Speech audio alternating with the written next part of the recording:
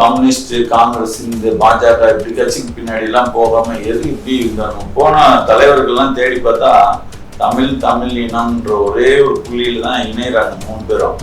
ஆனால் அந்த 3 தலைவர்களும் சொன்னபடி நடக்காம தமிழர்கள் முன்னேற்ற கழகத்துடைய நிறுவனருக்கும் வாய் தான் இருக்கு அப்படின்னு சொல்லுவாங்க. மட்டும் இல்ல, இவர் ஏற்கனவே சார்ந்திருந்த கட்சி இருக்குல்ல, நாம் தமிழர் கட்சிக்கும் வாய் தான் இருக்கு. திமுகவுக்கு வாய் மட்டும் இல்ல, செயல்பாடு இருக்கு. ஏன்னா என்ன செஞ்சிருக்கீங்க அப்படின்ற ஒரு கேள்வியும் இருக்குல்ல. ஏன்னா இவங்க அண்ணன் எப்படி அவர்தான் திரு சீமான் அவர்கள், அவர் அப்படியே வாயிலேயே வடையை சுட்டு போயிட்டு இருப்பாரு. ஏன்னா அந்த பிரதமர் ஒருத்தருக்கு அந்த தேசத்துக்கு அவர் அதுக்கு வரைக்கும் ராகுல் காந்தி நல்லாவே முதல்வர் போனாரு, போயிட்டு அங்க ஏதாவது சமாதானம் பண்ணி உனக்கு இவ்வளவு கொடுத்துடுறேன். அதுவும் வந்து ஒரு நல்ல ஒரு நேர்மையான அரசு கிடையாது அந்த மோடி அரசும். அது ஒரு லேவாதேவி மாதிரி வந்து ஏதாவது ஒண்ணு வாங்கிக்கிட்டு சரி போ ஒழிஞ்சு போ அப்படின்னு விடுற அரசு. அதனால இதுகிட்ட மாட்டிட்டு இந்தியா நாரடிக்குது, தமிழ்நாடு கெட்டு குடிசோட போகுது. மானம் வெக்க ரோசமே இல்லையா பேசுறவருக்கு. சொல்லுங்க, அவர் வளர்த்த நாய் தானுங்க அது. யாரா? மோடி வளர்க்கிற நாய் தானே நீதிமன்றமா? சரி ஐயா, அப்ப கொஞ்ச நேரத்துக்கு முன்னாடி இது மட்டும் அதாவது வந்து இப்ப நீதிமன்றம் வந்து ஸ்டாலினுக்கு ஆதரவா சொல்லிட்டாலும் அப்ப வந்து நான் சொல்றது காதுல வாங்கி பேசுங்க. ஈடிய சொல்றேன், நாய் மோடி வளர்த்த நாய் தான் ஈடிங்கிற.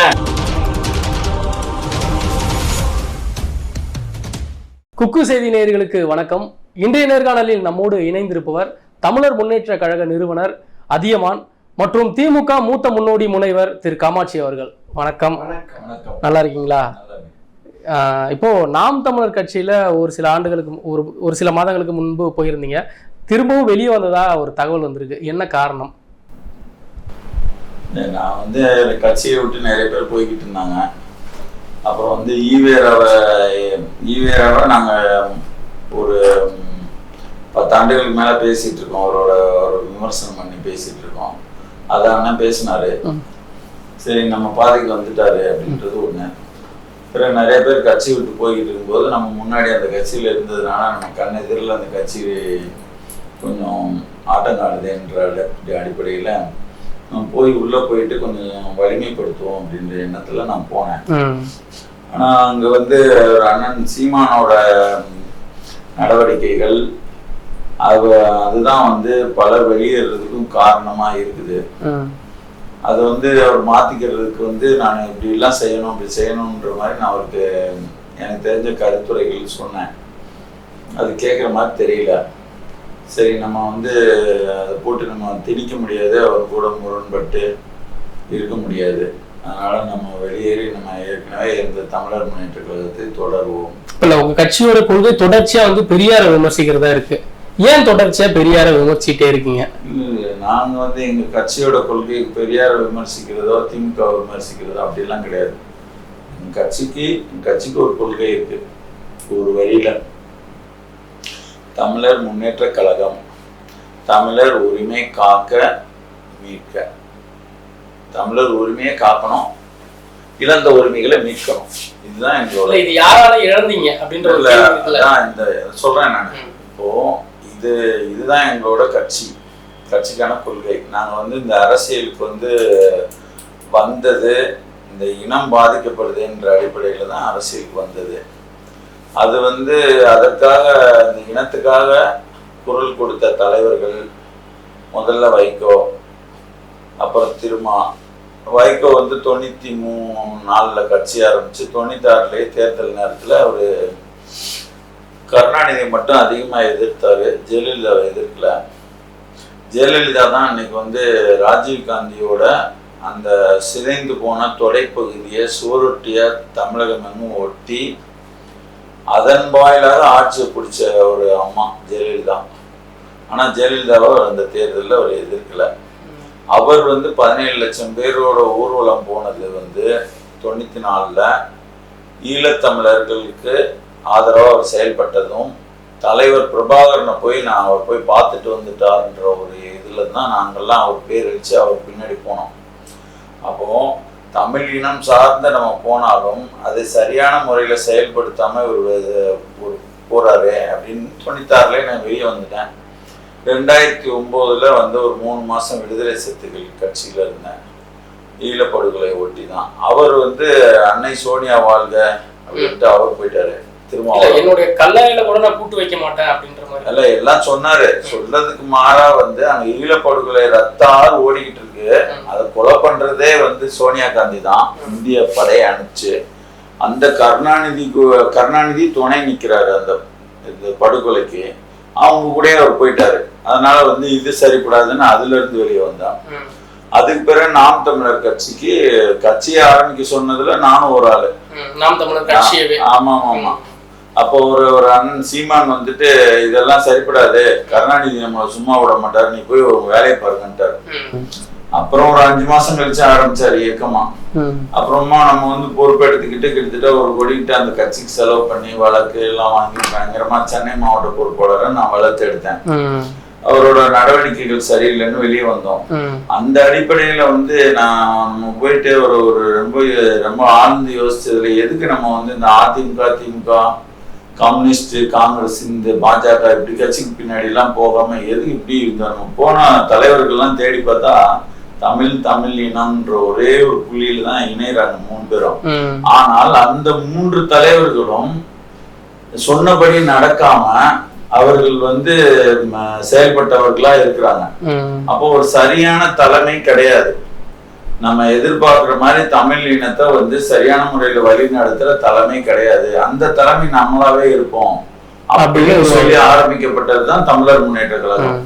அப்படி தமிழர் முன்னேற்ற கழகம் ஆரம்பிச்ச பிறகு நாங்க சும்மா ஏதோ ஒரு வெடித்தனமா வந்து ஏதோ ஒரு சும்மா போராட்டம் ஆர்ப்பாட்டம்ன்ற அடிப்படையிலையும் இருக்கிறவங்க எல்லாம் கண் மூடித்தனமா எதிர்க்கணும் அப்படின்ற அடிப்படையிலையும் நாங்க அரசியல் பண்ணோம். ஐயா கிட்ட கேட்டுருவோம். ஐயா, தமிழினத்துக்கு சரியான தலைவர்கள் இல்ல, வழிகாட்டி இல்ல, தமிழ் மக்களை கொண்டுட்டு போறதுக்கு வழிகாட்டி இல்ல, அதனாலதான் நாங்க கட்சியை உருவாக்கி இருக்கோம் அப்படின்னு சொல்றாங்க. நீங்க என்ன எப்படி பாக்குறீங்க? அது அவருடைய கொள்கை கட்ட. அதாவது ஒவ்வொரு மனிதனுக்கும் இந்திய அரசியல் அமைப்பு சட்டம் கொடுத்திருக்க தகுதி என்னன்னா, யாரு வேணாலும் என்ன வேணாலும் பேசலாம், சட்டத்துக்கு உட்பட்டு என்ன கட்சி வேணாலும் ஆரம்பிக்கலாம். இல்ல, நீங்க தமிழகத்துக்கு விரோதமா இருந்தீங்க அப்படின்ற மாதிரி ஒரு ஸ்டேட்மெண்ட் விரோதமா இருக்கா? இங்க வந்த தலைவர்கள் கருணாநிதி, திருமாவளவன், வைகோ. ஒரு பழமொழி சொல்லுவான், குழாச்சண்ட மாதிரி. குழாயில பெண்கள் தண்ணி பிடிக்கும் போது கிராமப்புறங்கள்ல அப்பதான் ஒருத்தர் வந்திருப்பான். ஏற்கனவே ஒரு கியூல எல்லாம் வச்சு இவங்க போயிட்டு இருப்பாங்க. அப்பதான் வந்து அவ இந்த குடத்தை தள்ளி விட்டு அந்த குடத்தை பிடிப்பான். குடத்தை பிடிச்சா ஏண்டி இந்த மாதிரி பண்ற அப்படின்னு சொல்லி இவங்க எல்லாம் சண்டைக்கு போனா ஒருத்தி அத்தனை பத்தியும் சமாளிப்பாங்க. காரணம் வாய். இந்த வாயை வச்சு வட சொல்றதுதான் இந்த பொம்மை நாட்டில். இப்போ தமிழர்கள் முன்னேற்ற கழகத்துடைய நிறுவனருக்கும் வாய் தான் இருக்கு அப்படின்னு சொல்லுவாங்க. மட்டும் இல்ல, இவர் ஏற்கனவே சார்ந்திருந்த கட்சி இருக்குல்ல, நாம் தமிழர் கட்சிக்கும் வாய் தான் இருக்கு. அப்ப திமுகவுக்கு வாய் மட்டும் இல்ல, செயல்பாடு இருக்கு. என்ன செஞ்சிருக்கீங்க அப்படின்ற ஒரு கேள்வி இருக்குல்ல. தமிழ்நாடு இந்த அளவுக்கு உயர்த்தி கொண்டு வந்திருக்கோம். தமிழ்நாடுங்கிறது நாடு சுதந்திரம் அடையும் போது காமராஜர் ஆட்சி காலத்துல மக்கள் சுத்தமா கேட்டு குடிசுரைக்கு போனதுக்கு ஐயா வருங்க. 4 கோடி பேர் தான் ஐயா ஆட்சி காலத்துல. ஐயா வந்து நேர்மையா ஆட்சி பண்ணாரு, ரொம்ப ஒழுக்கமா ஆட்சி பண்ணாரு, ரொம்ப நேர்மையான மனிதர். அதுல எந்த அப்பழுக்கும் இல்லை. அவரு எனக்கு தெரியும். ஏன்னா நாங்க 72ல நான் அவர் கூட தேர்தல் பரப்புரையில மதுரையில மேற்கு தொகுதியில ஈடுபட்டேன். ஐயா நின்று வருவாங்க, நான் பக்கத்துல உட்காந்துட்டு போவேன். அதெல்லாம் பண்ணிருக்கோம். ஏன்னா நான் சீஃப் எலெக்ஷன் ஏஜென்ட் 72ல பி ஆனந்தம். ஸோ அந்த மாதிரி எல்லாம் பண்ணணும் மேற்கு தொகுதியில. அவர் ஐயாவை அப்பதான் நான் ரொம்ப நெருக்கம். 62லயே ஐயா எனக்கு பார்த்து பழக்கம். நான் பள்ளி பருவத்திலேயே அப்பதான் அந்த மஞ்சளார் டேமுக்கு வந்து அடிக்கல் நாட்ட வந்தாங்க எங்க கிராமத்துக்கு. அப்ப நாங்க ஸ்கூல்ல இருந்து நாங்க எல்லாம் போயிருந்தோம். அப்பவுமே போய் பார்த்து ஐயா கதர் சட்டை கொஞ்சம் வரப்பா இருந்தது. நாங்கெல்லாம் பட்டிக்காட்டுல அவ்வளவு வரப்பெல்லாம் போட்டு எங்க சட்டை அதை போய் தொட்டு பார்த்தேன். என்னப்பா அப்படின்னாரு. இல்ல உங்க சட்டை ரொம்ப இதா இருக்கு, உரப்பா இருக்கு, அதான் அப்படின்னு. உச்சி குடிச்சிட்ட தொட்டு பார்க்க முடியுமா சட்டையை போய் அப்ப பார்த்தோம். அப்படிப்பட்ட ஒரு நல்ல ஒரு மனிதர். அப்புறம் என் பேர் என்னன்னாரு, என் பேரை சொன்னேன். என் பேர் தான் அப்படின்னாரு. அவர் பேரும் காமாட்சி தான். பின்காலத்துலதான் அவர் காமராஜா மாறிக்கிட்டாரு. சரியா? ஆகையினால இதெல்லாம் சரித்திர சான்றுகள். அவருடைய ஒழுக்கம் 4 கோடி மக்கள், இன்னைக்கு 12 கோடி மக்கள், 1.5 கோடி மக்கள் வெளி மாநிலத்தவர் இங்க இருக்கான். இவ்வளவு மக்களையும் வச்சு இந்த நாட்டுல சட்டம் ஒழுங்கு பராமரிக்கணும், அவங்களுக்கு தேவையானவைகளை செய்து கொடுக்கணும். பல்வேறு என்னதான் அன்னைக்கு பட்ஜெட் ரொம்ப கம்மி தான், இன்னைக்கு பட்ஜெட் பல லட்சங்களை போடுறோம். இருந்தாலும் கூட மக்கள் ஜனப்பெருக்கம் ஜாஸ்தி ஆயிடுச்சு, நெருக்கமாயி போச்சு, தவறுகள் அதிகமா நடக்க ஆரம்பிச்சிருச்சு. காவல்துறை இவங்களை கட்டுப்படுத்த இயலாத அளவுக்கு அதுக்கு தவறுகள் நடக்குது. இதெல்லாம் தான் அந்த திமுகவோ அண்ணா திமுகவோ ஆட்சிகளில் இது எல்லா இடங்கள்லயும் மற்ற மாநிலங்களை வச்சு கம்பேர் பண்ணி பார்க்கும்போது தமிழ்நாடு சம்பாட் பெட்டர். கேட்டோம், தமிழ்நாடு மிக சிறப்பா இருக்கு, சரியான ஆட்சி தான் செஞ்சுக்கிட்டு இருக்காங்க, எந்த தலைவரை நீங்க குற்றம் சாட்டுறீங்க அப்படின்ற மாதிரி. நான் இப்ப நீங்க முதல்ல கேட்டதுக்கோட தொடர்ச்சியா நான் சொல்லிடுறேன். நாங்க இந்த மாதிரி கட்சி ஆரம்பிக்கலாம், என்ன பண்ணணும், இந்த நாட்டுல என்ன பிரச்சனை அப்படின்னு பார்க்கும்போது இங்க ஒரு எல்லா மாநிலத்திலையும் அவங்கவுங்க மாநிலத்தை ஆள்றதும், இங்க மட்டும் இந்த தெலுங்கு ஆதிக்கவாதிகள் திராவிடம்ன்ற ஒரு அரசியலை கொண்டு தமிழர்களை மேலாதிக்கம் செய்து அவர்கள் அவர்களுக்காகவே திராவிடன்ற ஒரு அரசியல் உருவாக்கி இருக்கிறதும், அந்த திராவிடத்துக்கு பின்னாடி இருக்கிறவங்க மொத்த பேரும் சும்மா பேரளவுக்கு எம்ஜிஆர் வந்திருப்பாரு, ஜெயலலிதா வந்திருப்பாங்க, ஆனா 99 விழுக்காடு தெலுங்கர்கள் தான். இல்ல, திராவிடம்ன்ற சொல் தமிழருடைய நலனை என்னென்ன பறிச்சிருக்கு அப்படின்ற கேள்வி எழுந்தது. திராவிடன்ற சொல் இப்ப இங்க தமிழர் இப்போ முதல்ல திராவிடன்ற ஒரு மொழி குடும்பம்ன்றதே ஒரு சுத்த ஹம்பக். அது தமிழ் மொழி குடும்பம். தமிழ் மொழியில இருந்து தான் தெலுங்கு வருது, கன்னடம் வருது, மலையாளம் வருது. அப்ப அது தாய் தமிழ், தமிழ் மொழி குடும்பம். அப்ப நீங்க திராவிட மொழி குடும்பம்னு சொல்லிட்டு ஒரு கால்டுவெல் அவர் வேற வழி இல்லாம நான் சொல்லிட்டேன்னு அவரே எழுதி வச்சுட்டு போயிட்டாரு. ஆனால் அதை இவங்க ஒரு வாய்ப்பா பயன்படுத்திக்கிட்டாங்க. அப்போ இதெல்லாமே இந்த வரலாற்று பூர்வமா அறிந்து தமிழர்களை இவர்கள், அதாவது தமிழர்கள் கட்சி ஆரம்பிச்சா சாதி கட்சி, தெலுங்கர்கள் ஆரம்பிச்சா திராவிட கட்சி, பொதுவான கட்சி எல்லாருக்கும். இப்படிப்பட்ட ஒரு சூழ்நிலை எல்லாத்தையும் அலசி ஆராய்ஞ்சு பார்க்கும்போது இந்த மக்கள் ஒரு பிறமொழியினரால குறிப்பா தெலுங்கு ஆதிக்கவாதிகளால் ஏமாற்றப்படுகிறார்கள் அப்படின்ற அரசியலை நாங்க கொண்டு வந்துட்டோம். அதுக்கு பிதாமகனா இந்த திராவிட அரசியலுக்கு கதாநாயகனா இருந்தவர் ஈவே ராமசாமி. அவரை நாங்க ஏற்கனவே ஒரு 2011 நான் எடுத்து நான் முகநூல்ல எழுதியிருக்கிறேன். இப்படி ஒரு ஆய்வு அரசியலை பண்ணிட்டு கடைசியில கூட நாங்க திமுக தெலுங்கர் முன்னேற்ற கழகம்னு இந்த ஆட்சி வர்றதுக்கு முன்னாடியே சொல்லிட்டேன். அவர் வந்த உடனே அவர் ஸ்டாலின்னு சொல்லிட்டாரு, திராவிடியன் ஸ்டாலின். சரிங்களா? அப்போ இது நாங்க ஒரு ஆய்வு அரசியல், இதுக்கு அடுத்து இதுதான் நடக்கும், நான் அடுத்த தேர்தலில் என்ன நடக்கும்னு எனக்கு சொல்ல தெரியும். சரிங்களா?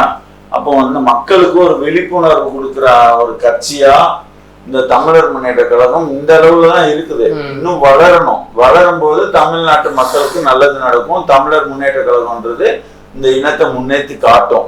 ஐயா கிட்ட கேட்டலாம். ஐயா, திராவிடம் என்பது தெலுங்கர்களின் பதுங்குழி, திராவிடர்ன்ற வந்ததுக்கு அப்புறம் தான் தமிழர்களுக்கான உரிமைகள் பறிக்கப்பட்டது அப்படின்ற ஒரு ஸ்டேட்மெண்ட். தெலுங்கர்கள் எங்க இருந்து வந்தாங்க சொல்லுங்க. அவரே ஒத்துக்கிட்டார்ல, தமிழ்ல இருந்து வந்ததுதான் தெலுங்கு. நாங்க எல்லாம் தமிழ் குடும்பம் தான். நாங்க தமிழ் குடும்பம், நாங்க தமிழ்நாட்டுல தமிழரா வாழ்ந்துட்டு இருக்கோம். சோ அதனால எங்களை இவரு தெலுங்கு மொழி, கன்னட மொழி, மலையாள மொழின்னு எதை பத்தி பேசினாலும் 2 காது இருக்குல்ல, ஒரு காதுல வாங்குவோம், ஒரு காது வழியா விட்டுட்டு போயிட்டே இருப்போம். இதெல்லாம் கண்டுக்க முடியாது. ஏன்னா இவங்களுக்கு வாயிலேயே வடை சுட்டே பழக்கப்பட்டவங்க. இல்லைன்னா இவங்க அண்ணன் எப்படி, அப்புறம் அவர்தான் திரு சீமான் அவர்கள், அவர் அப்படியே வாயிலேயே வடையை சுட்டு போயிட்டு இருப்பாரு. ஏன்னா அந்த பிரதமர் ஒருத்தர் இருக்கு அந்த தேசத்துக்கு, அவர் அதுக்கு மேல ராகுல் காந்தி நல்லாவே கேட்டு. டெல்லிக்கு ஏன் முதல்வர் போனாரு? டெல்லிக்கு ஏன் முதல்வர் போறாரு? டெல்லிக்கு ஆயிரத்து மீட்டிங்ல நமக்கு வர வேண்டிய பணத்தை பூரா கொடுக்காம வச்சுட்டு உக்காந்துட்டு இருக்கானுங்க. 2வது எங்களுக்கு அதிகமா பணத்தை ஒதுக்குடா, நாங்க மெட்ரோ ட்ரெயின் இதுக்கு வர நாங்க பண்ண வேண்டியிருக்கு, திருச்சிக்கு போட வேண்டியிருக்கு, சேலம் பண்ண வேண்டியிருக்கு, மதுரை பண்ண வேண்டியிருக்கு. இதுக்கெல்லாம் பணம் தேவை இருக்கு, பணத்தை கொடு அப்படின்னு கேட்க போறோம். என்ன பணம் நம்ம அவன் அப்பா விட்டு பணத்தையா கொடுக்குறான்னு, அவங்க அப்பா விட்டு பணத்தை கேட்க போல, தமிழ்நாட்டுடைய அப்பா விட்டு பணத்தை தான் கேட்க போறாங்க. ஆனா இதுக்கு முன்னாடி போகாத முதல்வர் இப்ப ஏன் போனாரு? கிட்டத்தட்ட 3 ஆண்டுகளாக நிராகரிச்ச முதல்வர் இப்ப போறாரு அப்படின்றதுதான் கேள்வி. அது என்னப்பா இருக்குது? அப்ப அவங்களுக்கு தோது சந்தர்ப்ப சூழ்நிலை எப்படி இருக்கோ அது தகுந்த மாதிரி தான் அவங்க அமைச்சுப்பாங்க. அது இப்பதான் போகணும் அப்பதான் போகணும்னு ஒன்றும் கணக்கு இல்லை. அப்ப போலன்னா அப்ப ஃபைனான்ஸ் மினிஸ்டர் அனுப்பிச்சாரு, இப்ப சீஃப் மினிஸ்டர் போறாரு, ஃபைனான்ஸ் மினிஸ்டரும் போறாங்க. 2 பேரும் போய் உட்காந்து ஐயா சாமி என்ன கேட்கறது, பிச்சை தான் கேட்க வேண்டியிருக்காங்க, வேற என்ன பண்ணுவேன், நம்ம நாடு முன்னேற்றணும், நம்ம முன்னேற்ற பாதையை நோக்கி பயணிக்கணும் அப்படின்னா ஒன்றிய அரசு எஜமான மாதிரி உட்காந்துருக்கேன், நம்ம என்னமோ கூலிக்கார மாதிரி இருக்கோம். நம்ம வரியை கொடுத்துருக்கோம். இந்தியாவிலேயே அதிகமா வரி செலுத்துற மாநிலங்கள்ல 2வது இடத்துல இருக்கு தமிழ்நாடு. அப்படி இருந்துமே நம்ம இன்றைக்கு அவங்கள்ட்ட கையேந்த நிலைமை தான் இருக்கு. 2 முறை 2 ஆண்டு காலம் தமிழகத்துல மிகப்பெரிய கடுமையான புயல் வந்துச்சு. அந்த புயல் பாதிப்புக்கு இதுவரை சிங்கிள் பைசா கூட ரிலீஸ் பண்ணல. அப்போ மனசாட்சியே இல்லாத ஒரு அரசு, ஒன்றிய அரசு நடத்திட்டு அங்க உட்கார்ந்துட்டு இருக்கு. 4000 கோடி நம்ம தமிழ்நாடு அரசு ஒதுக்கிச்சு, அது என்ன பண்ண? 4000 கோடி தமிழ்நாடு அரசு எதுக்கு வாங்கணும்? அது ட்ரென்ச் கட்டி இருக்கோம், அது கட்டி அதெல்லாம் தண்ணி இன்னும் போக்கு சரியா பண்ண இயலல. காரணம் என்னன்னா நமக்கு நிறைய metro train under ground work நடக்குது. அதனால நம்ம அந்த ஒர்க் முடிஞ்சாதான் நம்ம அதுக்கப்புறம் அந்த இதை கனெக்ட் பண்ண முடியும். இந்த முதல்வர் என்ன சொல்றாரு, 4000 கோடியில 92 விழுக்காடு மழை வராதுக்கு முன்னாடி செலவு பண்ணிட்டோம் அப்படின்னு சொல்றாரு. மழை வந்ததுக்கு அப்புறம் 40% நாங்க அதை பயன்படுத்திருக்கோம் அப்படின்னு சொல்றாரு. இது எதை எடுத்துக்கலாம்? அதெல்லாம் நீ இந்த மாதிரி இதெல்லாம் கணக்கு முதல்வர் சொன்ன கணக்கு நான் சொல்லல, அவர் சொன்னதுதான். அது யார் சொன்னது? முதல்வர் சொன்னது, நான் சொல்லல. நான் நெறியாளரா போய் இவ்வளவு பணம் ஒதுக்கியிருக்காங்க அப்படின்னு நான் சொல்லல. முதல்வர் சொன்ன கணக்கு உங்ககிட்ட கேட்கிறேன். எப்பா இதெல்லாம் கணக்கு இந்த ஒர்க் நடக்கிறது ஒன்லி ஃபார் கார்பரேஷன். கார்பரேஷன் தான் அதனுடைய அமைச்சர் கே நேரு, மேயர், அவங்க கண்ட்ரோல்ல தான் இந்த ஒர்க் நடக்குது. முதல்வருக்கு இவங்க என்ன நடக்குது என்னன்னு இவங்க ஏதாவது வாயு மூலியமா சொல்லியிருப்பாங்க, அதை வச்சு அவரு சொல்லியிருப்பாரு. அதனால இதெல்லாம் சரி ஐயா கிட்ட கேட்க முடியாது. ஐயா, இப்போ டெல்லிக்கு முதல்வர் போறாரு, இதுக்கு முன்னாடி ஒதுக்குன நிதியை என்ன பண்ணாங்க அப்படின்றது தெரியல, என்ன செஞ்சிருக்காங்க, ஏன் டெல்லிக்கு போறாரு? இல்ல அவங்க டெல்லிக்கு போறாங்கனாலே இப்போ இங்க உங்களுக்கு அங்கங்க அந்த ரைடு நடக்குது சரிங்களா. அமலாக்கத்துறை டாஸ்மார்க்ல உள்ள பூந்து எல்லா இடத்துலயும் ரைடு நடக்குது. நடந்து கைது செய்யக்கூடிய நிலைமையில போயிட்டு இருக்குது. அப்படிப்பட்ட ஒரு சூழல்ல இவங்க போய் பார்த்தீங்கன்னா அங்க போய் நிர்மலா சீதாராமனை சந்திச்சு, கனிமொழி அவர்கள் எல்லாம் சந்திச்சு அண்டர் கிரவுண்ட் வேலை நல்லா ஜிஎஸ்டி குறைக்கிறதுக்கு, செங்கலோட ஜிஎஸ்டி குறைக்கிறதுக்கு 60 விழுக்காட்டுல இருந்து 2% குறைக்கிறதுக்கு போயிருக்கோம் அப்படின்ற மாதிரி சொல்லியிருக்காங்க. அதெல்லாம் சும்மா ஏதாவது போய் சொல்லிக்கிட்டு கிடப்பாங்க. அதாவது அவங்க பிரச்சனை வரும்போது இங்க கருப்பு கொடை வெள்ளை கொடையை மாறிடும். எதிர்கட்சி தலைவரா இருக்கும் பொழுது கோபேக் மோடி, ஆமா அப்புறம் ஆளுங்கட்சியான வெல்கம் மோடி, சரியா அப்படி ஆயிடுவாங்க. ஆமா வெல்கம் மோடி அப்படி. அப்புறம் கருப்பு கொடையெல்லாம் வெள்ளை கொடையா மாறிடும். எல்லா தில்லாலங்கடி வேலையும் பண்ணுவாங்க. எதிர்கட்சி தலைவரும் இதை செஞ்சிருக்காங்க அப்படின்ற ஒரு குற்றச்சாட்டை வைக்கிறாங்க. இல்ல அவங்க பண்றாங்க பண்ணல, நம்ம நீங்க என்ன சொல்றீங்க, நீங்க என்ன நடக்கிறீங்கன்றதுதான் பார்க்கணும். நம்ம எதிர்கட்சி இப்படி செய்யலையா போலையா வரல, நம்ம ஆளுங்கட்சி கிடையாது. ஆளுங்கட்சிக்காரங்க தான் என்ன பண்ணுவாங்கன்னா, அவங்க எதிர்கட்சியில 100 கொலை நடந்திருக்குது, இப்ப 101 கொலை தானே நடந்திருக்குன்னு பேசிக்கிட்டு இருப்பாங்க. என்னையா கொலையா நடந்துருச்சுன்னு கேட்டா இப்படி பேசுவாங்க. அப்படி பேச வேண்டிய தேவை நமக்கு கிடையாது. இப்ப இன்னைக்கு ஆட்சி நீ ஒழுங்கா நடத்துறியா, என்ன நடக்குதுன்னா நம்ம பேசணும். அந்த வகையில பார்த்தா இவர்களுக்கு பிரச்சனை இன்னைக்கு தலைக்கு மேல போய் தான் அவர் அங்க போயிருக்கிறாரு. போயிட்டு அங்க ஏதாவது சமாதானம் பண்ணி உனக்கு இவ்வளவு கொடுத்துடுறேன். அதுவும் ஒரு நல்ல ஒரு நேர்மையான அரசு கிடையாது அந்த மோடி அரசும். அது ஒரு லேவாதேவி மாதிரி ஏதாவது ஒண்ணு வாங்கிக்கிட்டு சரி போ ஒழிஞ்சு போ அப்படின்னு விடுற அரசு. அதனால இதுகிட்ட மாட்டிட்டு இந்தியா நாரடிக்குது. தமிழ்நாடு கெட்டு குட்டிசோட போகுது. மானம் வெக்கம் ரோசமே இல்லையா பேசுறவருக்கு? அழகா சுப்ரீம் கோர்ட்ல நேத்து அருமையா கொண்டு வச்சுட்டா. நேத்து இந்த நேரம் நேத்து 12 மணிக்கு சீஃப் ஜட்ஜ் இந்தியாவினுடைய தலைமை நீதிபதி என்ன சொல்றாரு, இடி பண்ணது மிகப்பெரிய தவறு. 67 அதாவது 2017 இருந்து எஃப்ஐஆர் இருக்கு, 41 எஃப்ஐஆர் இருக்கு. 41 எஃப்ஐஆர் எல்லாத்தையும் ஒதுக்கி வச்சுட்டு இந்த ஆட்சி வந்ததுக்கு அப்புறம் இருக்கக்கூடிய 2-3 எஃப்ஐஆர் மட்டும் எடுத்துக்கிட்டு நீ வழக்கு நடத்துறீங்கன்னா அப்ப இது வந்து ஒரு தன்னிச்சையான செயல்பாடு. நீ வந்து இந்த அரசுக்கு வந்து கெட்ட நோக்கு உண்டு பண்ணணுங்கிற எண்ணத்துல பண்ற, உன்னுடைய அதிகாரத்தை தவறா பயன்படுத்துற, உன்னுடைய அதிகாரத்தை லிமிட் கூட நீ நிக்கணுமே தவிர இந்த மாதிரி எல்லாம் பண்ணக்கூடாதுன்னு சொல்லி அப்ப இது மாநில அரசினுடைய அந்த செயல்பாடை வந்து ஒன்றிய அரசு வந்து இதாகுது. அதாவது ஒன்றியத்துக்கு கட்டுப்பட்டதுதான் மாநில அரசு, மாநில அரசு கட்டுப்பட்டதுதான் ஒன்றியங்கிறத மறந்துட்டு செயல்படுறீங்கன்னு பயங்கரமா சொல்லிடுச்சு. கொடுத்தாச்சு. அதே அமலாக்கத்துறை வந்து மதுபான ஊழல்ல நடவடிக்கை எடுத்து தானே வந்து கெஜ்ரிவால் உள்ள போட்டுச்சு.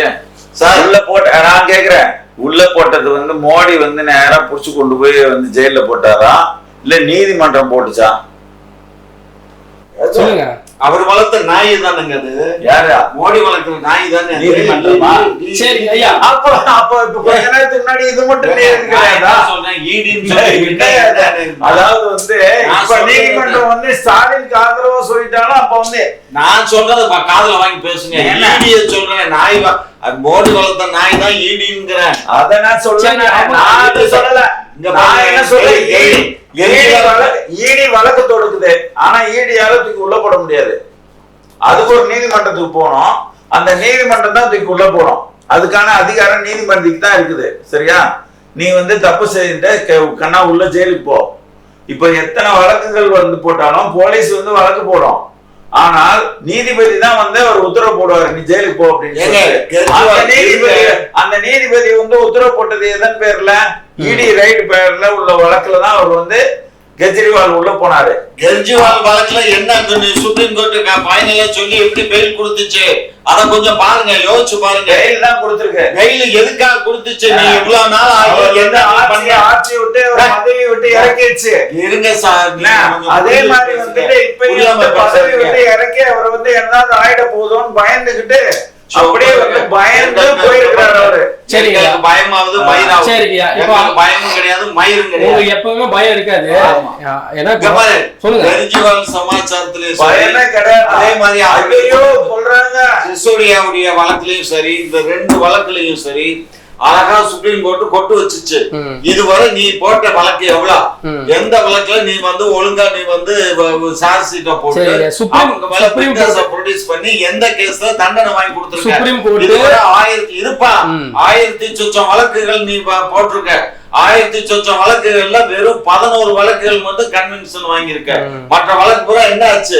அப்ப என்னத்துக்கு உனக்கு டிபார்ட்மெண்ட் சொல்லி கடுமையா சுப்ரீம் கோர்ட் அந்த கெஜ்ரிவால் மேட்டர்ல பேசியிருக்கு. இப்ப சுப்ரீம் கோர்ட் வாய் பிடிச்சதோ மாங்காய் பிடிச்சதோன்னு ஐயா பேசுறாங்க. சுப்ரீம் கோர்ட் இப்ப கூட வந்துட்டு ஒரு பெயில்ல தான் இருக்கிறாரு அவரு. சரியா? வெயில்ல தாங்க இருக்காரு. இங்க பாருங்க, நினைக்கிற பாருங்க,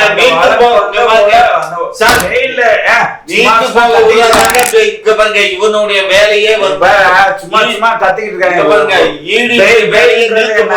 அந்த வழக்கு வந்து அடுத்து தொடர்ந்து விசாரணையில இருக்கும். விசாரிச்சு வந்து குற்றம் நிரூபிக்கப்படும் போது வந்து தண்டனைக்கு போவாங்க. பெயில்ன்றது ஒரு இடைக்காலம். சரியா? உங்களுக்கு மேல வழக்கு போட்டாச்சு, உங்களை ஜெயில போட்டாச்சு. இப்ப இவர் பேர்ல வந்து வழக்கு வரும், சிறை வரும், அவரும் பெயில்ல வருவாரு, திருப்பி வழக்கு நடக்கும், நிரந்தரமா போவாங்க.